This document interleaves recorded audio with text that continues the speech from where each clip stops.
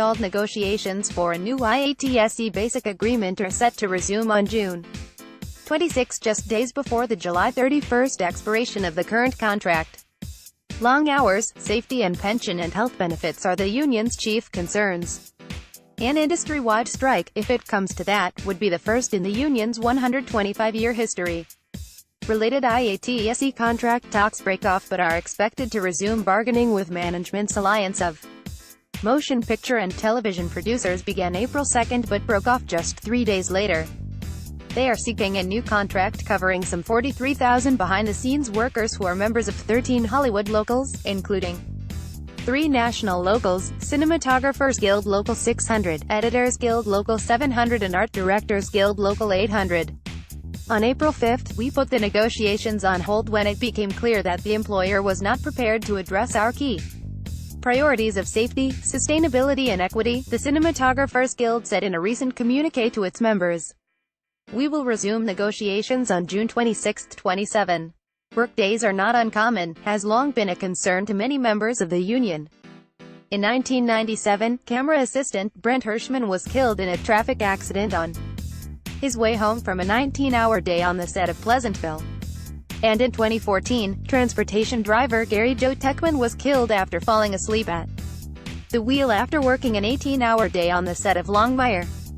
After Tuckman's fatal crash, the show's producers adopted new measures to help ensure the safety of their crew by providing charter buses to take them to and from remote shooting locations.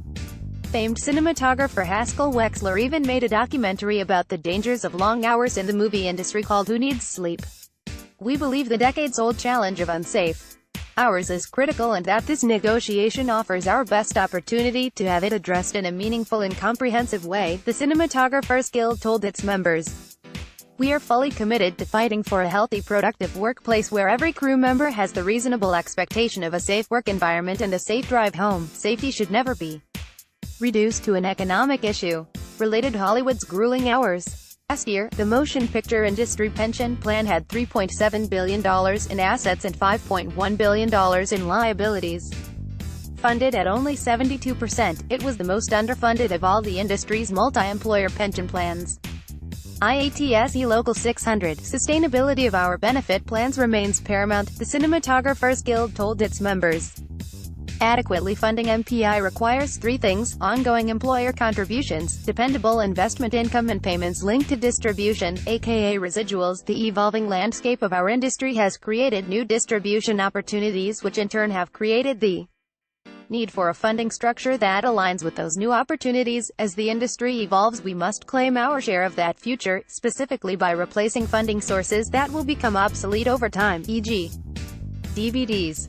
Ensuring that ongoing funding stream now decreases the possibility of higher eligibility requirements and increased out-of-pocket expenses in the future. The DGA and WGA fought and achieved their piece of the new distribution models and we deserve the same outcome.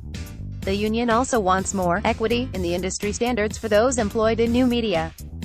Equity is also a key issue in these talks. Members of the IATSE sit at the epicenter of digital technology. The contributions of IATSE members have allowed this area to thrive. The next step must be about applying industry standard conditions to this work, including health and pension benefits, for all new media productions.